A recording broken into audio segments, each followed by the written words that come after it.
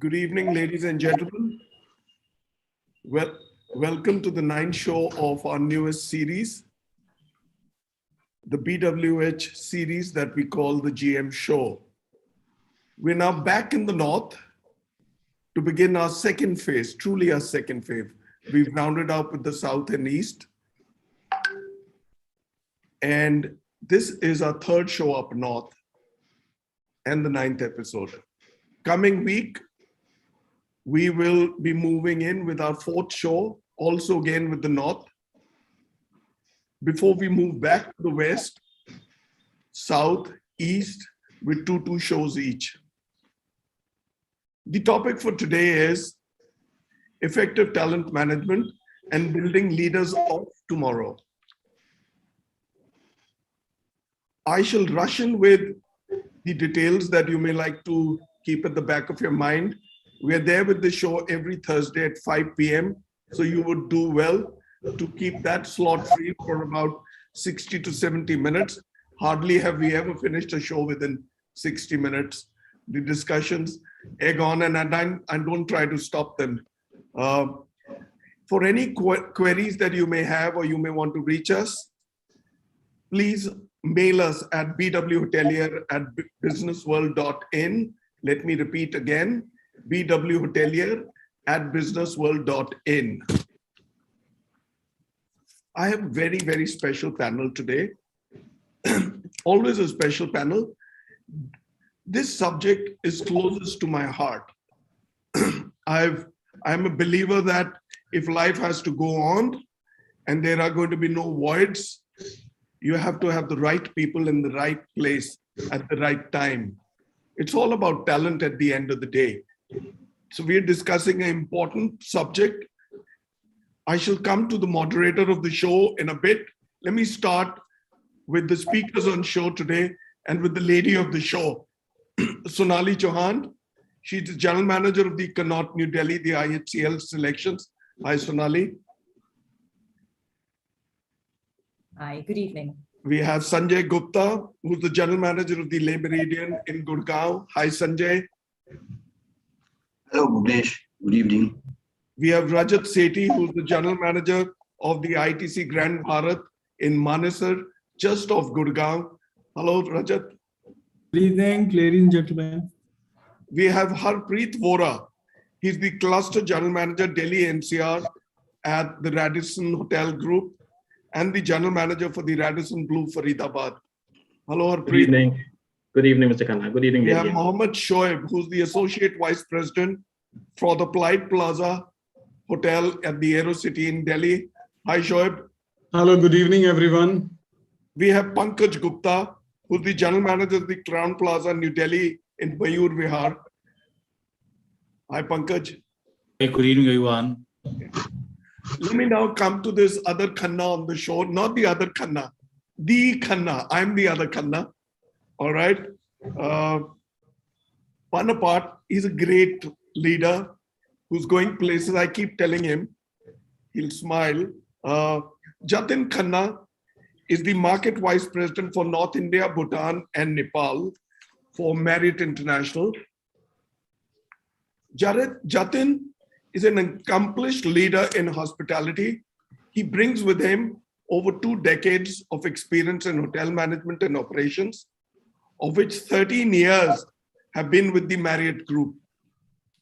He operates out of their corporate office in Gurgaon as the market vice president for North India, Bhutan, and Nepal, and oversees the performance of all hotels within these markets. Jatin is a key member of the South Asia leadership team and focuses on establishing brand positioning, growing market share, and developing talent in the market. After all, this show is all about leadership and talent. What better start with what better introduction? So here on, I hand over the baton for the show to my friend Jatin. Jatin, over to you. This is your show. Thank you. Thanks a lot, Bhuvanesh. And first of all, big thank you for using an old picture where at least I have more hair. So thank you for that. Awesome. Listen, I think you really started it well, and the time is so apt today when it comes to talent and what's really happening in and around our industry. I think from so many years, we've been talking about the talent as one key aspect of our industry, which really gives you a competitive advantage. And at the same time, we are in people industry, we need that talent. But in past few years, we've been losing talent to not only just the airlines, but commercial, retail, last mile. And now due to COVID, there's such a big exodus which has happened in our industry.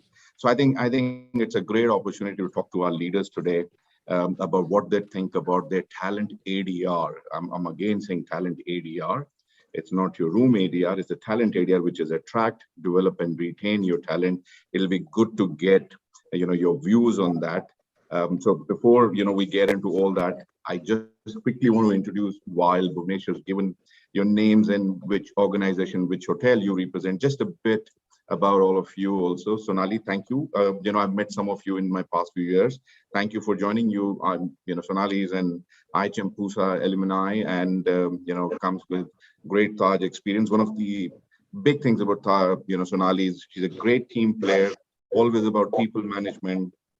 And it really brings, so much of focus into the whole team management, which is why she's a very important part for us to talk today about the talent. She's known for her strategic acumen and in-depth knowledge of the hospitality business, and she showcases immense capabilities in crisis management across departments. So I'm sure Sonali will talk more when we have a little more questions for you. Rajat, thank you. Again, thank you for joining us. I know you are busy. That's a different picture altogether. Couldn't recognize you for 1 second, Rajat. But Rajat, General Manager at ITC Grand Bharat Manesar, and alumni of IHM Chandigarh. Rajat began his career with Carlson Hospitality as management trainee. And again, that really, puts a lot of, focus, and it'll be good to get your views on talent as you have started as a management trainee and come up the ranks. With more than 2 decades of experience in hospitality, Rajat has worked with some of the most respected brands in the industry like Oberoi's, IHCL, Hilton, Carlson, Grand New Delhi, and now with ITC. So thank you, Rajat, once again for joining us. Next on our panel is Sanjay, General Manager of Le Méridien Gurgaon, and I've had the pleasure of working closely with Sanjay, an alumni of St. Xavier College in IHM Kolkata. Sanjay's hospitality journey began in 1993, and his passion for service saw him scale up to various management roles across departments within the hotel format. Again, that makes into very good conversation, Sanjay, to hear your comments and your thoughts. Sanjay's past associations have been with Méridien Jaipur, Méridien Coimbatore, Radisson, Hyatt Regency Delhi, and the Oberoi hotels. In his current role, he's focusing on bringing the Le Méridien brand promise, destination unlocked, to life. Now, being a Marriott guy, I had to be biased towards Sanjay by giving his brand tagline over here. Otherwise, my job can be in danger. So thank you, Sanjay. Next on our panel is Shoeb, AVP for Pride Plaza Hotel, Aerocity, New Delhi. Thank you, Shoeb, again for joining us. And before the show, we were talking about Shoeb's love for tie and dressing up and all his LinkedIn posts. So I'm sure a lot of you follow him on LinkedIn. If you don't, do that, please. A postgraduate diploma holder in tourism and hotel management. Shoeb brings with him over 33 years of experience, having held senior management positions in premium hotels brand across the country. Shoeb started his career with already in Crown Plaza, New Delhi as a front office associate. And that again brings me to the whole point of talent and how we nurture talent. And it's good to see, Shoeb, how you also come up in the ranks and you are where you are today. Shoeb is a hotel opening specialist and has opened 4 hotels, including Novotel Visakhapatnam, Varun Beach, and Novotel Chennai between 2005 to 2015. In the past, he has also worked with Radisson, Accor, Intercontinental Group, and ITC. So welcome once again, Shoeb, and thank you. Next on our panel is Pankaj. I've had the pleasure of meeting Pankaj in Bangalore, working with him, and subsequently meeting him otherwise as well in Jaipur. So thank you, Pankaj. Recently moved from Jaipur to Delhi as General Manager for Crown Plaza New Delhi, Mayur Vihar, an industry veteran with over 21 years in hospitality industry, and he's a multifaceted hospitality leader. Pankaj started his career in 1999 as a front office associate at Hans Plaza, New Delhi. Having worked with reputed brands like Sarovar, Pride, Marriott International, IHG, he's always kept the flag flying high through his contribution. So thank you, Pankaj, again. Starting with Hans Plaza as a front office associate, coming up the ranks, we really would like to hear your thoughts on the whole talent piece. And the last on our panel, but not the least, is Harpreet, Vohra, Cluster General Manager for Delhi-NCR with Radisson and General Manager for Radisson Blue Faridabad. Thank you. I know you're also keeping busy thanks to Delhi and all the restrictions between you, Sanjay, and Rajat. You guys are making the most of it. But thank you for joining us. Harpreet has been responsible for successfully establishing the new hotel. He has a successful record of establishing systems and processes and consistently achieving high levels of guest satisfaction. With strategic planning and leadership before being his forte, this helps him finesse and lead the organization towards excelling in their goals. He has been recently promoted as Cluster General Manager with Radisson Hotel Group for Delhi-NCR. So congratulations, Harpreet. And his past experience includes stint in Delhi and Mumbai with various prominent hospitality chains like Hyatt, Oberoi, Taj, and Lalit Hotels. So good to have you all, and good to hear some of you how you started your career. Absolutely great, and that's where it'll be very nice conversation. I'm sure some of the questions are a little bit long, some of the questions are a bit short. As a housekeeping note, let's try and keep your answers to 2 to 3 minutes so that we do have some time left for some other off the record chit chat, not off the record, but other, off the cuff chit chat on talent and what we are doing. So let me start again. This is not my bias towards Marriott. Can I go ahead, Bhuvanesh, with my first question, or you want to say something? Why don't I shoot one at you? Yeah, sure. Why not? That'll be a great start for the show. Sure. From one Khanna to another. Absolutely. So let's begin with you, Jatin. Sure. How do you compare the hotel sector with other sectors for a career growth path and for the opportunities that affords one? Given that today we have a strong pipeline and getting further filled by the talent that has been there in various hospitality schools for the last 2 years, they must be eager with hotels not going into opening as per plan. What beyond hotels do they have for an opportunity? And how do you communicate with your team, both making a connect with them and also reaching an effective message? I mean, since you are somebody who's lording over a large part of the territory, this question is tailored for you. Right. So obviously there are 2 parts to this question. How do I compare the hotel sector with other sectors for career growth? Look, I've been in this industry for more than 2 decades, like all of our other panelist members. I also started as a rank and file in front office and have come up the ranks. And I personally feel that I absolutely love this industry. What you really need in this industry is patience and perseverance. I've been fortunate enough to live in 5 different countries, to work in 5 different countries with Marriott and IHG. And I think I owe a lot to this industry for what it has, kind of made me today. The only thing I would say, our industry as a leader, and I think we keep on looking at that as a company as well, what can we do, is somewhere our remuneration, package as compared to other industries, they're not that competitive, which is why we keep on having a talent drain, especially at a rank and file level when they join. And the other bit I would say is a little bit of work-life balance, because you today are dealing with a Gen Z who probably need that very, very important aspect of their life. So I think that really answers how do I compare. I still feel hotel industry has got a very good future and a very good career opportunity. The only thing is you need to be patient and just grind it out and you'll get where you want to. How do I communicate with team? That's very, very interesting. I don't know how many of you read Ashwin Shirali's LinkedIn post just 2-3 days back on 2 cultures, 2 sets of people and 2 culture. And I when I was reading that, I really resonated well with that. So I really talk about 3 C's in this: connect, communicate, and collaborate. That's very, very important. When you look at these 2 sets, if you connect with them, if you communicate effectively and more, I would say frequently, and you collaborate with them, that's where the whole kind of piece falls into place. I am an old style hotelier, and I'm referring to that because of Ashwin Shirali's LinkedIn article.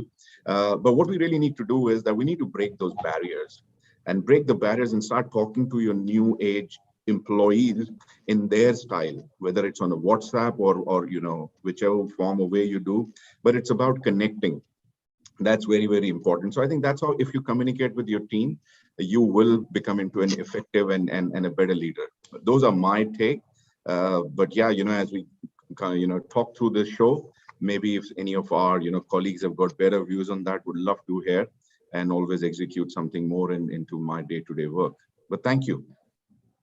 The Jatin very well put. I remember in Whirlpool, my chairman and managing director used to tell me, he says, rather than expect your colleagues to step up to your level of communication, you've got to level out with them. So you've got to be a manager and on a jack, where you've got to go up and down with the people you are addressing. Are they able to understand? So you have to give those nuggets of message in the language and style they understand. So very, very nice point out there by you. So now the show is truly yours till I come back again and pitch one more for you. Awesome. Now that I'm off hook, I can go back to what I was supposed to do today. Again, not my bias towards Marriott, but let me start with Sanjay, with my first question, which really is a very basic, and we've all heard about that and spoken about.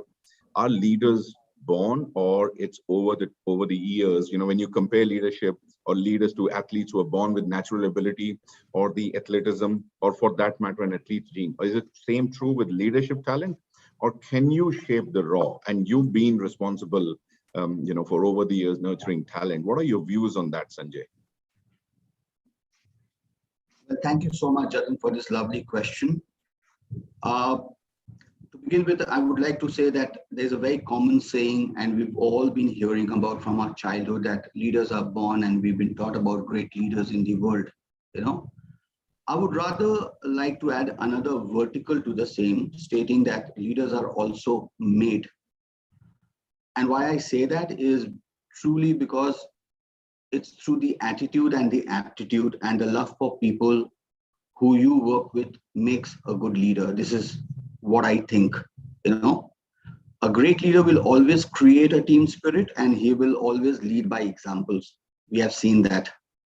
He or she operates as a role model for the subordinates who is responsible for. Rather, is very, very proactive in involving subordinates. A great leader always shares the success with the team and is prepared to delegate, operate as an effective team player, as we all know. A good leader also coaches the subordinate to achieve the tasks and really brings a sort of energy and direction to the team. I think if someone has these traits, it's through its natural instinct or learned it through the course of his work, he or she qualifies to be a great leader. In fact, every great leader will have these traits, whether he is born or he is made. What I wanted to point out over here is a very, very important quote which comes straight from Mr. Marriott, where he says, motivate them, train them, care about them, and make them winners out of them. They'll treat your customers right. And if customers are treated right, they'll come back. What a strong message on leadership from Mr. Marriott. And just to sum it up, whether leaders are born or made, in fact, the matter of fact is that whosoever has these qualities qualifies for being a very, very good leader. So that's the point which I pretty much wanted to bring. I hope I'm able to bring some thoughts to the question and answer this to the expectation. So this is what I feel, whether a leader is born or has that much of athleticism as his team. If a person has these quality traits, he ought to be a great leader, if not a good leader. A good leader, if not great leader. No, thank you. So now I understand what you're saying, that, hey, listen, you can shape the raw, and obviously that was just the first question to get the ball rolling. Let me jump over to Shoeb. Now that, Sanjay said that, listen, you can shape the raw. Leaders are built, identified, nurtured, and developed on job, and not in any grooming, not going to any parlor or a salon or something like that. You get them, you can shape the raw. So I really want to know your views, whether you are okay with that or not. And the other part, when you say, hey, listen, we really groom future leaders, one of the major aspects I really want to ask you, Shoeb, is that after having spent more than 3 decades in this industry, do you think identifying talent is more of a personality driven, or it's a process driven, especially in your company, let's assume today. So what I really mean is that if I pluck Shoeb out of Pride Plaza today, will there still be somebody as a process getting to look at the next rung of leaders, or just because Shoeb has been removed, it won't happen? So I've got two questions for you. One, what are your views, in terms of what Sanjay was saying, and the other part is, do you think this talent is more of a personality driven or process driven thing in your organization? So very good evening, and thank you very much for this question. I always say that the leaders build the leader. I fully resonate with the thought of Sanjay when he said that the leader has to be selfless. You need to have that tenacity, you need to have that passion to excel. I mean, I want to give you the example of MS Dhoni when he came into cricket. He was supported by Sourav Ganguly. He was very raw. And when he came into the scene, he was very raw and he had natural talent. And the way he was groomed by the Sourav Ganguly, and he started to play his game, natural game, he was always allowed to express himself. And how he became very, very successful, and he was called as Captain Cool. Similarly, if you see the case of Virat Kohli, when he came into the scene in cricket, he was very aggressive. And the way Dhoni dealt with him, he failed in the beginning. He kept on failing, but his captain had faith in him. He kept on grooming him. He wanted to develop him as a leader. He had that confidence in him that he's going to excel one day. So he had a lot of tenacity, perseverance, and he felt that this guy is going to perform at the top level. So he kept on, supporting him, and they both became great captains. Although the personality of both the captains were different.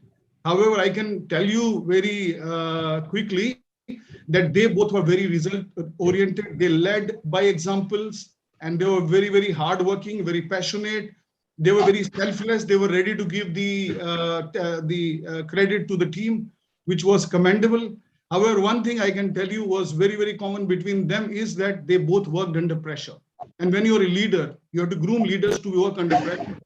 They both have excellent record while chasing the runs. I have been a great cricketer myself. I played junior Ranji cricket. So I always give example of cricket, which relates to my this thing. When I was the captain of my team, and when I came into the hospitality industry, all those captains, attributes came into me while I came into my professional life. And let me tell you one more thing, that when I came into the hospitality industry, I came from a very small village from UP, and I did not have any background of the hospitality. But there are a lot of people who groomed me to be a leader, and here I am presenting my case. As far as the second question is concerned, in any organization, there has to be a proper succession plan. If tomorrow Shoeb goes from here, the organization should not. The business continuity is most important thing in an organization.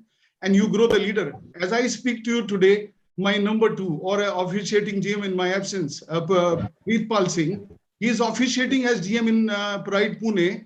I have been grooming him as a GM for a while. I have sent him to Bangalore when there was no GM to fill the gap.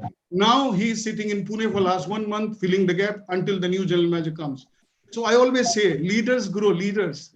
And that's how we keep on evolving in our lives, and growing people is the most beautiful feeling. Great. No, thank you, Shoeb. Though I probably wanted a little more on whether it's a personality or a process driven, but we can come back to that conversation. While I was kind of talking a while back and I said I'm an old style hotelier, somebody WhatsApped me saying that if you're an old style hotelier, then you should have started with Sonali. Where is your hoteliering and male chivalry gone? And I said, oops, I'm sorry. So next question is to you, Sonali. Job rotation is an intrinsic part of our development and well-rounded experience, leadership, especially when you look at the management training program, as Rajat mentioned that he was a management trainee. Do you really take this initiative with your other workforce as well, where you're kind of talking about, looking at your workforce, which is non-management trainee, and looking at developing them, moving them around quickly, smoothly, so that they can be retained or developed into tomorrow's leaders? And what are your views? Would you agree in this job rotation part, or you think no, it should not be done? We should just leave things to experts in one field only. Thanks, Jatin. No, this is a very important and pertinent question, especially in times like now. Job rotation is important, not just for the organization, but for the employees as well. You've correctly said, we've got a lot of Gen X with us, and their attention span is very, very limited. So, in order to keep them stimulated, motivation at its all-time high, they need to be acquiring the knowledge and they need to be rotating. But having said that, you can only rotate people who are willing to do it, and there has to be a structure for it. For myself, I started off as a corporate leadership trainee, and we were trained in all departments, and that exposure has an added advantage. So in today's time, like you said, if you have non-management trainees as well, it is important that they rotate within the departments and they understand the nuances. It's, classroom knowledge is good, but what you get on the floor is completely different. But having said that, there has to be a very defined structure that needs to be followed. The employee buy-in is of priority. Then you should have training. Where training is concerned, either they're properly trained before they're put on the job. Then mentoring and coaching is again very important. IHCL, we've even teamed up with acclaimed educational institutions where we end up sending our people there in order to enhance their knowledge and skill. But what is also more important is feedback and monitoring. For an organization like us, through the pandemic, we've in 2020 and 2021, IHCL has been on a journey of expansion. While we've been streamlining our businesses, it's also that we've opened new businesses. In order to open these new businesses, we needed a talent pool. And we were constantly on the lookout within the company to fill up these positions that were created in the journey of expansion. And hence, it was very critical for us to build in our second in commands. We've also have this constant endeavor in the company of leadership teams that the talent pool of the company is very buoyant and healthy. We are also very successful in our match and a fast-paced requirement that we have, that we keep developing people and leaders and prepare them for future leaders, both who we've taken on externally as well as from the entire company pool. For example, we've now started doing, we've executive chefs always in the past were all executive chefs. In this hotel at the Connaught IHCL, our executive chef also double hats and he handles F&B. This is not just for us, it's in other hotels as well. And that's the way forward now. We've also in the company merged in revenue and finance functions. So we've got people at the corporate level as well as at the hotel level who are handling both the functions. So it is all about rotating people. It's all about double hatting. It's about optimally utilizing our resources, which benefit both the people as well as growth, this development, as well as the organization. I hope I've been able to answer your question. No, absolutely. And that's great that you yourself believe in people moving around. Just on a lighter note with this doubling hat and all, is this all started happening after Gaurav has moved from ops into HR, or is this the new thing which you guys are doing? Nah, just don't worry. Don't answer. It's okay, Sonali. It's a company decision. Let me just put it that way. No, I was just trying to be cheeky, but thank you. No, it absolutely resonates. And I really want to, while through this panel, I also want to tell you that this is something very important. We even at Marriott today have shrunk our average length of service in one position or one hotel to 1 year, which means that you can actually apply for a transfer after 1 year, which is what Sonali was referring to as to how do you hook on to this new generation where the attention span is very less. So thank you. That really puts it together. My next question actually is to Rajat. Rajat, you're working in ITC, you work in and ITC works a little differently in terms of, their workforce is a lot longer, as what they stay with them, the period of their employment. But in your earlier stints, the problem of too early or more than one deserves is always a case of maturity or immaturity, not too early, not more than what they deserve. That's a case of keeping them grounded. But then it's also a double-edged sword where you end up losing your talent also. So what are your views? Too early, not too early? What are your views? This again goes back to a debate of old style hoteliering or a new style, where you have to be nimble on your feet. Over to you, Rajat. Thank you. That's a very good question, I must say. What I feel is that talent as it is quite limited in this currently that we are facing a talent crunch in the industry. And also there's a lot of pressure to reduce cost here and there. And a lot of these fixed costs, salary wages used to be part of fixed costs earlier, but now it comes under semi-variable cost. So if we are able to retain talent and promote talent within the organization, that works out to be much cheaper. And I feel if the talent is not, if I'm not able to groom the talent, it is a reflection on my performance rather than the person whom I want to groom to the next level. And my guidance, and there has to be total transparency, what I feel, when you are actually looking at the high potential candidates. And also you cannot have one size fit all.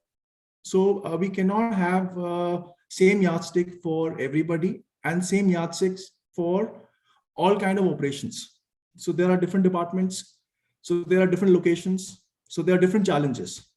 So you also look at the challenges within the hotel and the external challenges also. Like nobody, 3 years back, nobody had predicted that this kind of pandemic is going to hit the industry and hit the industry so bad. So currently, I think each one of us has been tested because of these hard times. So metal in each one of us has been tested, and people who are surviving and who are right now leading the way, I feel I salute to them. It has been tough for the industry, and looking at the cost, which everybody wants to control, I feel promoting talent from within, irrespective if somebody is deserving, he should be promoted. Else there are very high chances of losing them to the competition, not only within the hotels, but even outside hotels. So which we've been losing. And I don't see age should be at all should be the criteria for promotions. If somebody is deserving, he should be given the promotion. Kapil Dev led the Indian cricket team when he was the youngest captain and got the World Cup for India in 1983. That was almost 35 years back. Right. So the scenarios have changed. People are well educated. They are well exposed. And I personally feel that if I'm not able to promote talent from within, that is my failure more than the person's failure. No, absolutely. I hope I've answered the question. I really kind of, first of all, I think cricket is the theme of the evening, starting from Shoeb to Rajat. But yeah, I completely agree with you, Rajat. When you look at it, especially what our industry has gone through in this pandemic, I personally feel a lot of careers have come on a play, pause kind of a stuff. And if we can do certain things where people are more deserving and take a punt on them, then why not? I think I fully agree with you. Pankaj, let me come to you. Pankaj, I know you from Bangalore days. You were at a loft, and then you moved to Holiday Inn in Jaipur, and now you are in Delhi. But having worked in a loft and in Jaipur, those are limited service hotels, and there's a word which we rarely use big time. Multi-role and multitasking. These are, I think, two overused terms in our industry. At least I feel that. How critical do you think these words today are in today's time and age?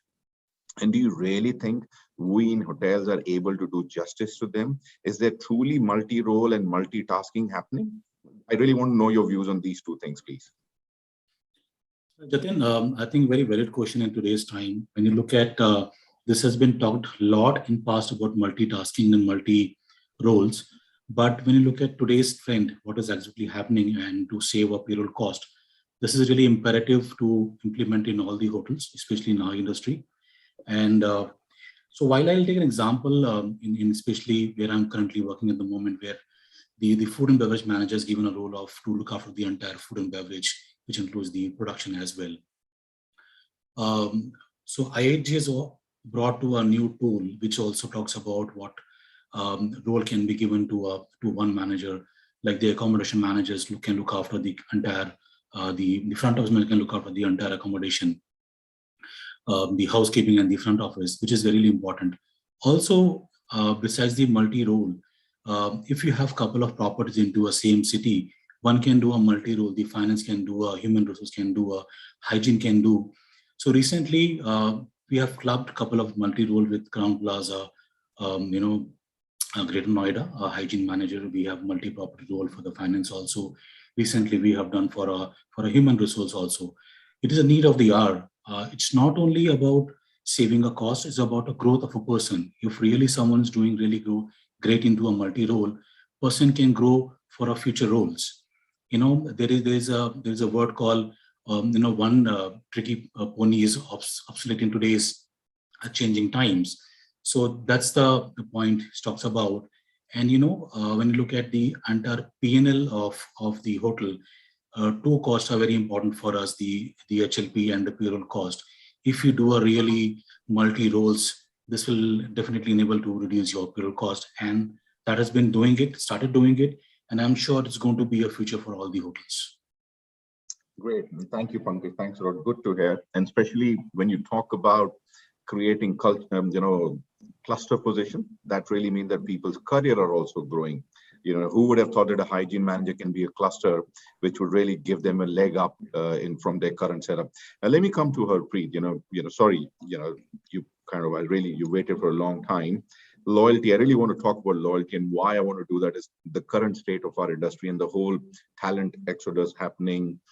People leaving hotels, joining other industries, and leaving hotels within hotels also for some money.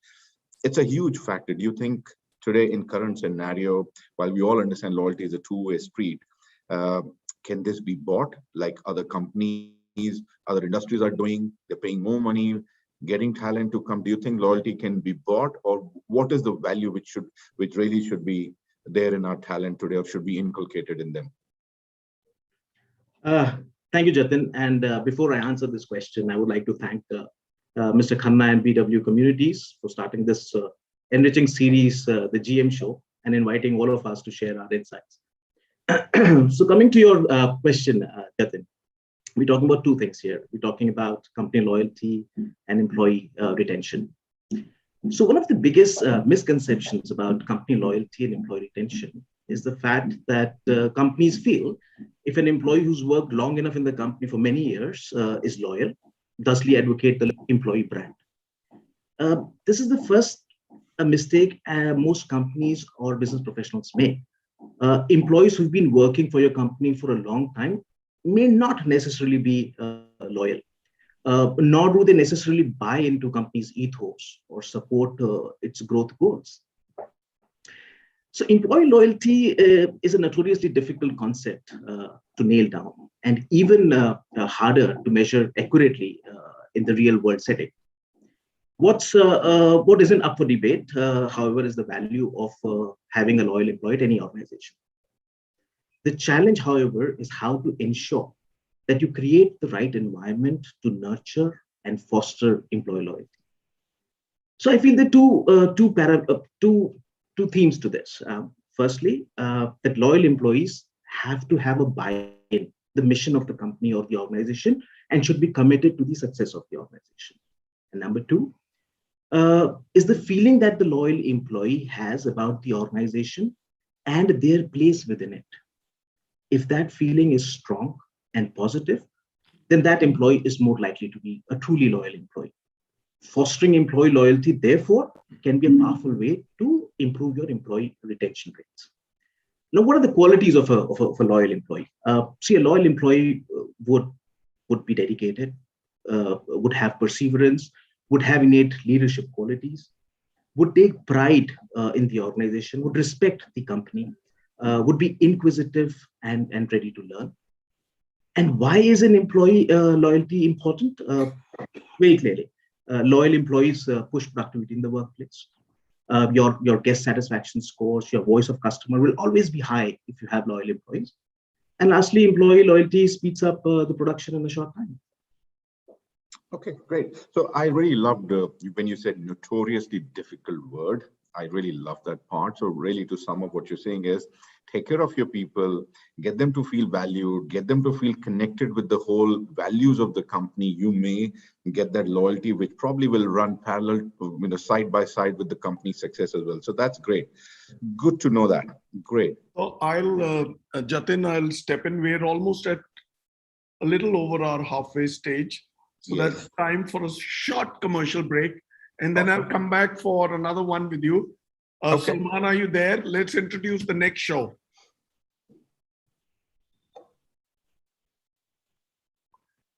All right. So this is our next show going in. next Thursday, January 27, again at 5 p.m. It's about going big on domestic, retasking the absence of the international traveler. Anchoring the show will be Ashwini Kumar Goyla, and on the panel are Aman Kidwai, Namit Agnihotri, Surendra Singh, Rahul Puri, Sanjeev Bhatia, and somebody I really look up to, Suman Gehlot. So be there, catch the super speakers, and a very, very good businessman. I call him a businessman. I keep telling him, I say, you're more entrepreneur than anybody else, Ashwini Goyla. So be there.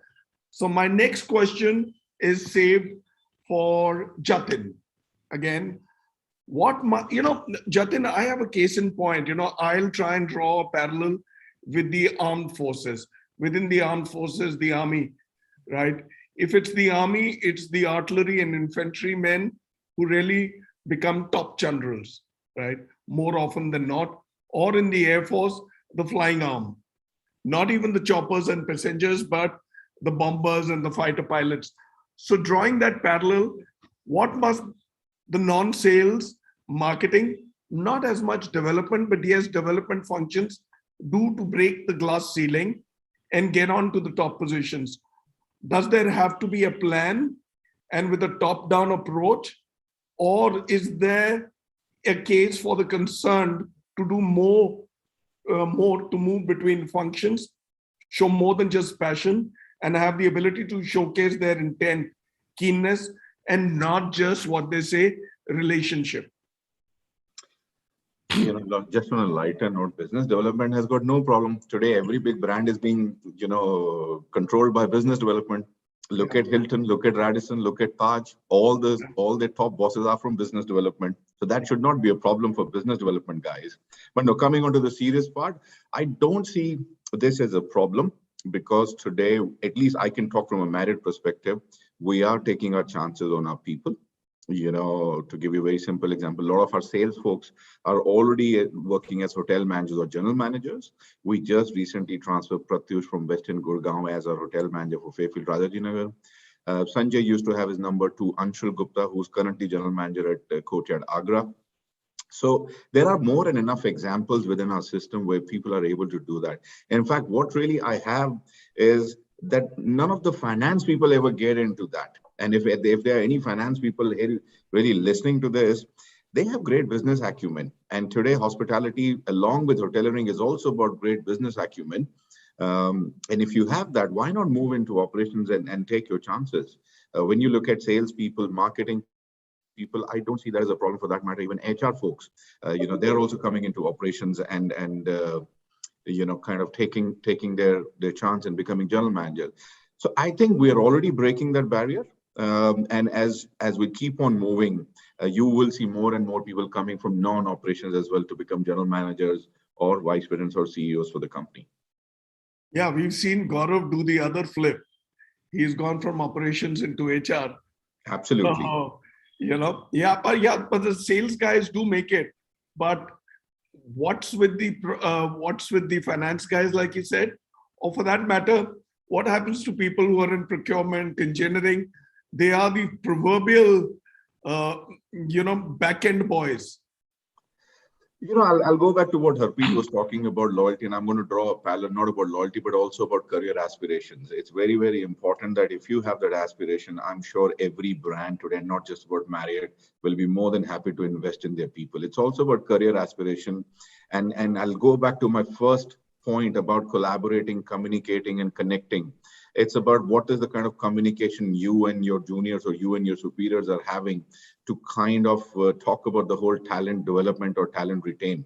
How are you going to do that? So those are larger discussions from an HR point of view, but I don't see them that it will not happen. I'm sure it will happen as time goes by.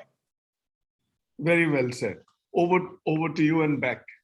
Awesome. Thank you. Let me come back to you, Sanjay. I'm going to keep it very simple as a question. Do you think managers or general managers or leaders should play safe or should not play safe and take punt on the talent which they recognize? You've done that with twice till now, and that's why I'm taking this question to you. Do you think leaders should play it safe or should not play safe and take their chances on people? You're on mute, Sanjay.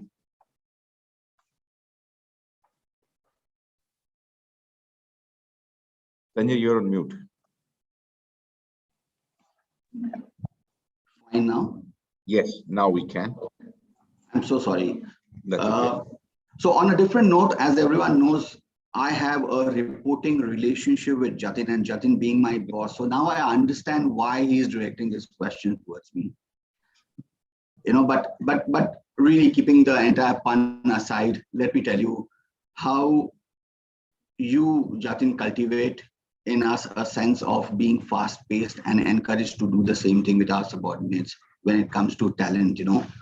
And again, because all these quotes of Mr. Marriott is really very, very close to my heart, I would put one over here, as it seems to be really very, very relevant to the question which you have asked, Jatin, you know. And he says, good timber does not grow with ease. Stronger the wind, stronger the trees, you know. And look at Marriott as a company. The pace in which we are growing, there might just soon be a talent crunch. This is what I feel, you know, because we've been adding hotels after hotels after hotels, you know. So the talent has to come and it has to be fast paced. There's no reason to go slow on it. I'm sure it holds good for every company as well as in these times, you know. So any leader for that matter cannot play safety at all, you know. They must spot talent and must be put on a fast pace for career growth. This is the only way at this point of time to grow talent within our industry, you know. In other words, basically what I wanted to say that the sharper the saw, the much better and quicker job it will do to anyone for that matter. So that's my thought about whether a manager should play it safe, put it on a slow pace, or really spot a talent and be very, very aggressive in terms of developing the person. And I'm sure as and when that person is being developed, he would learn and he would understand how to be safe when the headwinds actually hit him. So that's the comment which I wanted to make. No, thank you, Sanjay. Sure, let me come to you on retaining talent, and that's where this ADR piece keeps on coming. That how are you retaining talent? And you know, when you hire somebody, or when you nurture somebody, they grow with the organization, and when they're really ripe to become your next leader or something, and what if they all of a sudden leave you? How do you try and stem this? You know, what are those different things which you've kind of learned over your 33 years, and how do you kind of stem this? If there's anything which you can tell today's leaders how they should try and retain talent, or some of the best practices if you like to share with us. Okay, thanks for this question. Jatin, I would like to tell you that in 2013, I was general manager of Novotel in Visakhapatnam. I came to Pullman, Gurgaon, Aerocity to attend a GM's conference where Sanjay is sitting right now. And the GM of the hotel was Jagan Lashkar. And he got an award for 15 years of service in Accor at that time. So I asked him a question as to what motivates you to be in this company for such a long time. He said that every single time I thought that I want to leave, they gave me a new challenge. They understood my career aspirations. They kept on improving my skills. I attended so many development programs. He was IHMP candidate himself. And that was a structured development program of Accor at that time. So this answers the question. Now in Aerocity, it's a very dynamic hospitality zone where you know that there are, we are sharing the boundaries with the different hotels, and stopping the attrition is the main job for the general manager of the hotel. Now, what is happening is that when my son graduated as a hotel management in 2016 from IHM Hyderabad, he was inducted as a first management trainee in Pullman, New Delhi Aerocity, which is right in front of me. As soon as he joined, he was given Vishnu Gupta as a mentor or a buddy system, where my son could go and talk to him and understand, share his problems. And Vishnu Gupta was very forthcoming too, and he felt so comfortable. So for me, retention starts from the interview level. The kind of impression you give when you take the interviews, the kind of impression you give when you do the orientation, and when I was in Accor, I was Accorized. When now I work for Pride Group of Hotel, I was sent to Pune to understand the ethos of the Indian brand which I work for. So what I want to tell you here is that, look, the leaders create leaders. When I became the GM for the first time, Mr. Vijay Vanchu and Mr. Mandeep Lamba hired me. They were two different personalities. And I learned from Mr. Vijay Vanchu as to how to be a good human being and an honest person. Where Mr. Mandeep Lamba was an aggressive general manager, very task-oriented, hard task master, also a good leader. Similarly, when I joined Accor, Jean-Michel Cassé supported me. My first boss was Philippe Logan, because he was the pre-opening specialist. And he was the general manager of the Pullman in the Novotel in Hyderabad. So he taught me how to open a convention hotel, because Vizag was a large convention hotel. When I say talent retention, I always say that you have to understand the career aspiration of individual, understand the training need of that particular person. Also do the 360-degree appraisal for the person and give him reward at the right time. I really resonate with someone who just spoke and said that age is not the criteria. If you are a dynamic person, you should be promoted. And how do I reciprocate when I was supported by so many people like Ashwin Shiradi? Now, Puneet Dhawan, who heads India, was my boss in Novotel Chennai. He supported me immensely. I learned how to do presentation, effective presentation from him.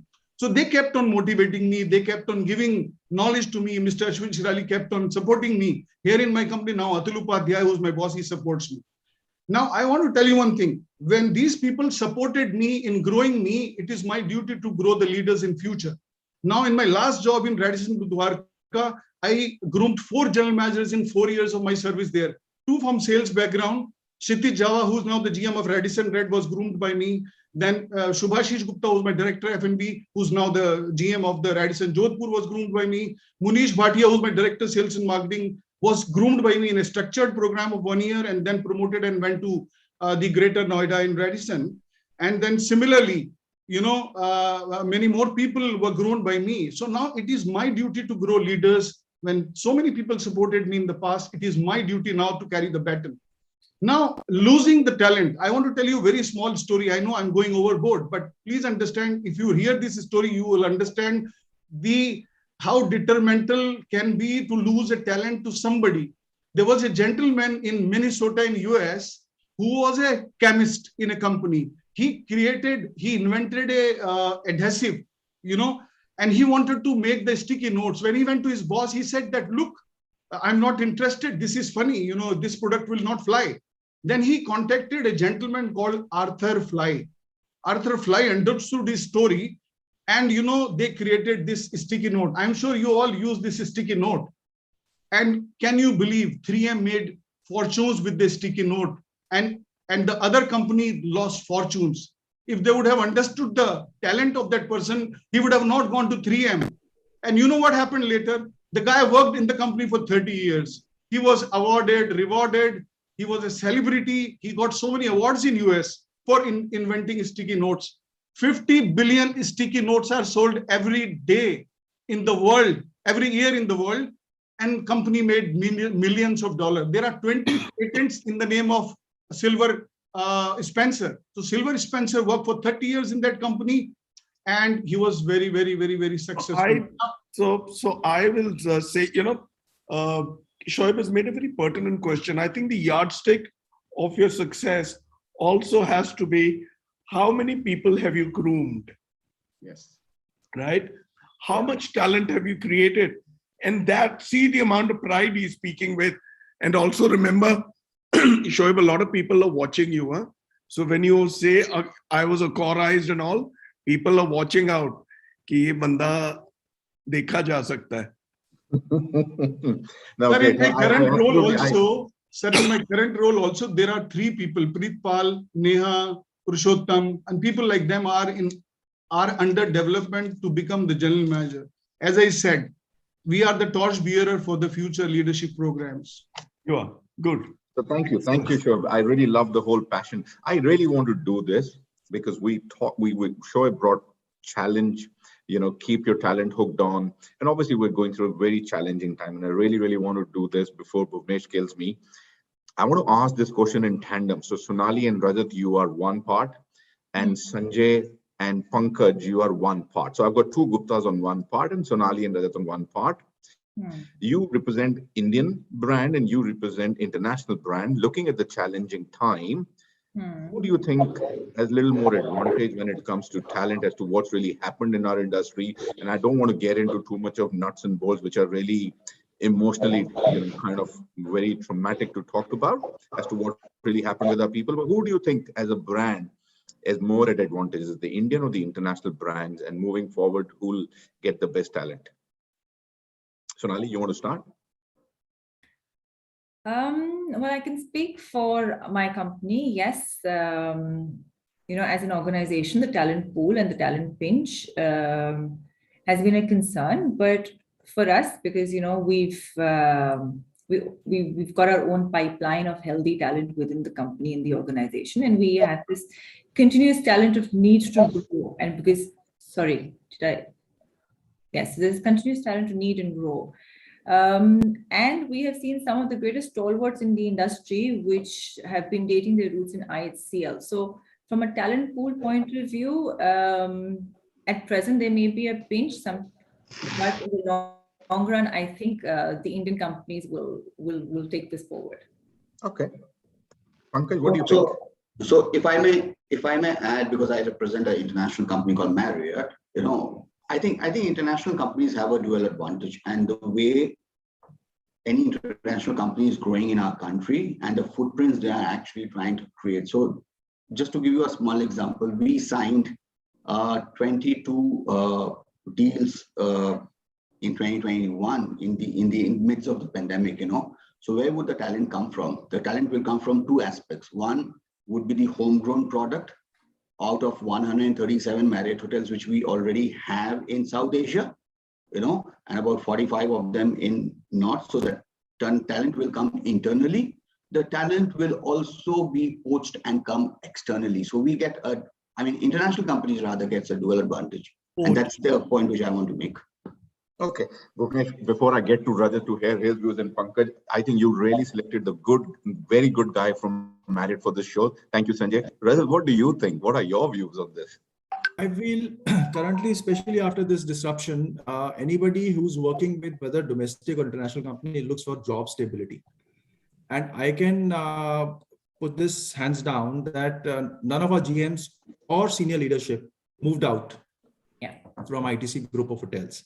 We also have a lot of hotels in the pipeline, and our senior management was standing behind each and every employee, irrespective of the ranks, during this pandemic, during these challenging times. And emotional quotient is one thing which we tend to forget when we look at numbers or business. So as culture plays a very, very important role in any organization in retaining the talent. And I have worked in different companies. I think this is my 6th or the 7th company. And I've also worked in all the formats of the GM. I worked in standalone hotels also, franchisee also, managed also, chain also. So I feel currently the phase which the industry, or for that matter, the world is going through, everybody looks for a job stability and security. That comes first and the foremost. Sure. And with the domestic brand, because they have their own skin in the game, with their own monies invested, I think the stability which any Indian company can give to anybody, job security, none of the international companies can, because it is not their money which is invested. After all, the person who's invested money in the hotels, he's a businessman. If he does not see money coming in, then they start cutting on and axe starts from the top. Totally. Rajat, one more thing I want to add is what he said is it's all about the culture as well. So the culture for both the Indian companies has been very, very strong, and they've been supporting their employees all through and through. So yes, pandemic has come, it's hit the globe as a whole, but what the companies have played is that they've held on to their employees. So that where what Rajat said was stability and also a cultural thing. Great. Pankaj, your views? Anything on this? So Jatin, I have worked in a domestic brand and then moved to international brand. So I can relate with myself what exactly happens. So what I look at, there is some sort of ethics honestly, with the international brand, by work-life balance of a people, internal growth, giving to a people, which people aspire to join international brand because of this footprints it's available to market and the job opportunities. Yes, there has been turmoil in past 18, 19 months, but we should not use that as a benchmark of what has happened in past and what is going to be way forward. There is a set KRA of all team members that you have to grow within the company. And I would say that people have grown in front of me as the general manager. I've got the number 2 of the hotel. So I think looking at the current trend and the opportunities coming with the IHG in the SW and the other regions, I think people would love to join IHG as their for a dream the professions on this. No, thank you. And look, it's not to say which company is good or bad, and I don't want to get into that debate, but what I can say is that in this last 24 months, if there's anything, is that our industry overall has taken a hit as their image for employees or looking at their careers in our industry. And I think it's our duty as leaders of today and tomorrow, we keep on investing in our talent. I really want to come to a very important question to you, Sonali, and I know we're running short on time, so let's try and be short and brief. Pandemic, lot of women workforce going back to their home bases, primarily because the way our society is, parents getting worried about their daughters saying, come back home, we don't want you alone, you don't have to, kind of work, we'll take care of you. I really want to hear your views. What is going to happen? We really need a lot of women leaders in our industry, and somewhere, this exodus has really kind of again impacted, at least we have seen in our company, where a women workforce percentage has come down. What are your views, and how do you see the future panning out for women in our industry? Well, the women workforce exodus, if it's come down in your company, it's a thing to think about. But where we are concerned, and at large is what we've seen, it's only improved.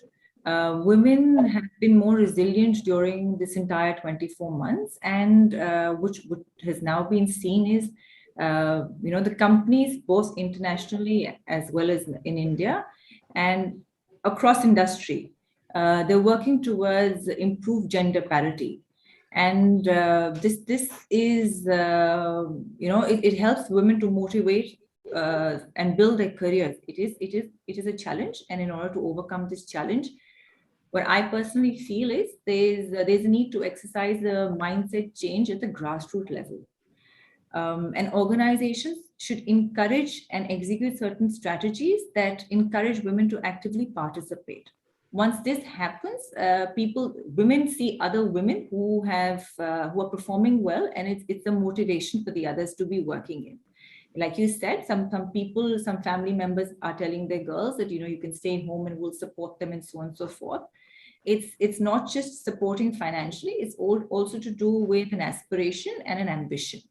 And if they see, if people lead by example, and companies also support them and lead by example, it will only help to bring more women back into the workforce. But I also feel that the strength and the personality traits of a person is what attributes them to be working. It's not just the gender based. But I have to say this, that there has been a disconnect in the business world. There aren't many, so many women working in comparison to the men. But however, there have been strong women who've broken through the proverbial glass ceiling and have shined bright. We, during the pandemic as well at IHCL, we've opened an all-woman service-run apartment in Chennai called the Wellington Mews. We've not just done this in the hospitality sector, but we've gone into other domains too. Two of our Tata companies, both IHCL and Tata Projects, we've teamed up, and we have an all-women engineering team which has been put in place by IHCL and Tata Projects to build a new Ginger hotel in Mumbai. And this is the first of its all-women construction-led team. It's in the construction field, very, very rarely do you hear women, and we seem to be breaking the stereotype.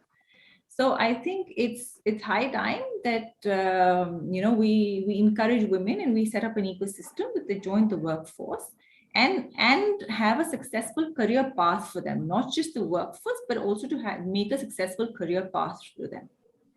I believe women just foster a more inclusive and diverse working culture. They have an emotionally high, emotional intelligence, which is very high.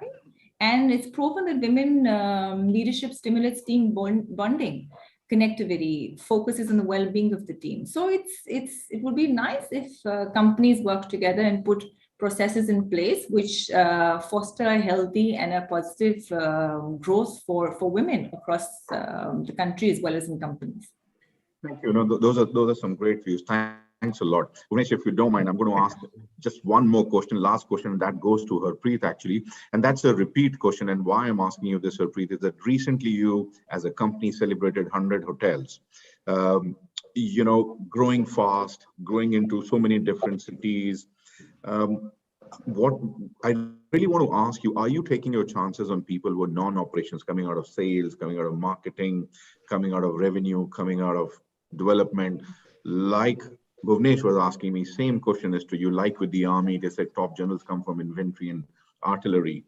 Is there a case in your company for sales, marketing and development folks making it to the top? I know Zubain comes from sales, so you have that top bit for sure. But what about your general managers or your leadership in hotels? Any thoughts? Sure. Zubain comes from development, by the way. Yes. So to answer that question, let me first let me tell you how I would define leadership. See, leadership is a process by which an individual or an organization directs and inspires the team or an organization to reach a goal or follow a vision in a particular environment. Exceptions are there and will always be there in any organization for many reasons beyond our comprehension. Case in point, for armed forces. However, till the time exception remains exception and not a norm, it is okay. While it may be an exception at the armed forces, in our industry, I don't see that positions or departments assess your promotions or leadership qualities. As stated in your question, sales, marketing guys, coming at leadership level, but not having leadership qualities will not be successful leaders. And for that matter, vice versa with any other department. So sales, marketing, and development are the managerial glue of a business.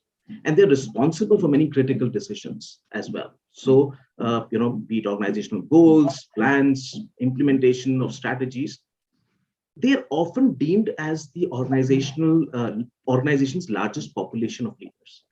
But to the contrary, it is the operations team who's at the helm to execute those tasks, strategies, all those things that they have to do. In fact, in our industry, some great leaders have not come from sales, development, or marketing background, but they've turned out to be the most influential leaders of our times. Let me cite an example of Mr. K.B. Kachru, Chairman Emeritus and Principal Advisor, South Asia of Radisson Hotel Group. He started with operations background, and he not only brought RHG to India about 2 decades ago, but he also built it into one of the leading hotel companies in the country. I was amazed, quite a few of our panelists here also have worked with Radisson Hotels. So I think a potential leader can be born with innate qualities that influence him in being a leader, such as natural intelligence or ability to learn. In that sense, I would say the debate about whether a leader is born or made makes more sense. It's not about how you acquire leadership. It is more important as how he or she acted on that, what makes the difference. Yeah. I would say successful leaders have also worked to gain valuable experience and knowledge, perspective, to become someone who others would want to follow. Great. No, thank you. I think we've kind of run out of time, and those were all the questions. Jatin, why don't we slip in one for Rajat and Pankaj? We can wrap that up. We can wrap that up in 4 minutes. Rajat and Pankaj. Yeah. All right. So let me come to you, Rajat, then straight away. With the current talent challenge and the Gen Z impatience for vertical growth, do you think appraisals are really the correct yardstick to identify tomorrow's leader? Or do you as leaders sometimes look at a long-term perspective and just don't look at what the results, what the goals were, particularly in these challenging times when numbers really don't matter? What's your take on that? So I think appraisals do play a very important role, but not limiting only to appraisals. So when I am looking for a growth for any of my employee. So that goes for even my alumni. When I was with the Vohra hotels, when they used to hire a management trainee, they used to look at the GM qualities in that person at that initial level, whether that person will be able to move up the ladder and become a general manager in 15 or 20 years time. So when you are looking at promotion for a person, say for example, from assistant manager level to assistant HOD level, you will see that you gauge that whether the person has that capabilities to lead a team as a HOD. So then you move him up the rank, because otherwise he will block a position. If he does not move out of your organization and he keeps sitting there as assistant HOD, so he will also block a position, and he will not let deserving people move up the ladder. So that plays an important role. And I think transparency is the key when you are looking at your team. Synergies, transparency, and that we learn from the armed forces also, and alignment. So if your team is not aligned, if they don't know what each one has to, the role each one has to play, the team at the front level cannot deliver. Great, thank you. Great, Pankaj, over to you. Last one. Now comes the most important part: money, variable compensation. As we talk, this been going in and out of our industry. Do you think that's a good retention method, especially for high potentials of future? It's absolutely very important. When you look at the other industries which people have been poached from my industry, like IT, finance, and insurance, it is like performance-linked bonus for their salaries. Those who are doing a great job, they have been poached. They've been given additional money during the salary. So look at the variable compensation prevents employee from moving from a job quickly, especially in industry like hospitality that has higher turnover. In 1819, we were struggling to have retain our talent. Of course, there is a balancing in required. If you that retain our spotted or fast track talent, we need to align a compensation structure also by closely monitoring that what we are offering to our people. While we do increments, normal increments, so what happened, those who are a performer also get a similar increments, but what happened when we align their performance with the additional compensation, with the bonuses or an incentive, I'm sure we'll be able to retain such employees, and then we can show them a further growth within the company. Makes a lot of sense in today's time. Great. Thank you. Thanks a lot. I think those were some of my questions, but thank you, Sonali, Shoeb, Sanjay, Pankaj, Rajat, and Harpreet. We would have loved to chat more, but I'm sure we'll keep on connecting and talk more as and when Sanjay is poaching more from IHCL. Right, Sanjay? Awesome. Thank you, Bhuvanesh. Thanks a lot for this engagement. And I was just on a lighter note, just to pick on Sanjay and Sonali both, but thank you. Thanks a lot, Bhuvanesh. It was a great opportunity to meet so many colleagues and talk through. I want to say this while I sum up. Given the expansion plans of this industry, listen, let it be 2 or 3 years. 2 we've already done with. This is the 3rd year. This industry is going places, right? So what is happening is so temporary, right? If people are worried about their careers, you can very easily erase 1, 2, or 3 years. Organizations which are not working on second lines, organizations which are not working on in-house talent pool and are only dependent upon poaching, are in serious trouble, right? Talent is there for the asking. They are all there. The problem is with us as managers who are not able to spot, bring into the system, develop them, and walk them through the paces. Talent is sitting there. You guys are testimony to the fact that talent was there, is there, will be there. If there is a crunch and there is a situation of void, it is a manager's problem. They have not been able to spot the leaders out of the pack. They're all sitting there. So my advice, which I keep telling everybody, is keep your eyes wide open. Look for people, they are there, right? don't look out, look inside. You know, Jatin, Sonali was saying she was talking about Generation X or Gen Z now. I was going to say, damn it, you are Gen Z, you're Gen X, right? But having said that, look at the Japanese. You remember we used to have this lesson in school? They never jumped jobs. They started with a job and ended in that same company, right? I have immense respect for people who stay in an organization, bide their time and wait for the chances and make the most of it, right? So stay there, grow in the organization, be loyal, and be up to the task and up to the challenge. Your organizations will never fail you. There may be a chance you may fail the organization. So be loyal and be there. Sonali is lifting up bro, but then that's fine. I have jumped jobs. So I know I'm there now, going to be in my 9th year here. So I quite love it. Right? So good going, great show. Jatin, thank you for being there, for anchoring the show. We'll keep watching out where you people head in your career. We'll keep celebrating each step up. God bless you. Let me start with what Jatin said, chivalry. Thank you, Sonali Chauhan. You were truly wonderful. You presented a case. You did not just present a good case for yourself, your organization, your brand, hotel, and the gender. You're too kind. Thank you, Mr. You Khanna. presented a damn good case for the industry, right? Mohammed, Shoeb, I want to know the village that you came from. It is town Mandawar in UP. It's about 180 kilometers from Delhi. I have a farmhouse there.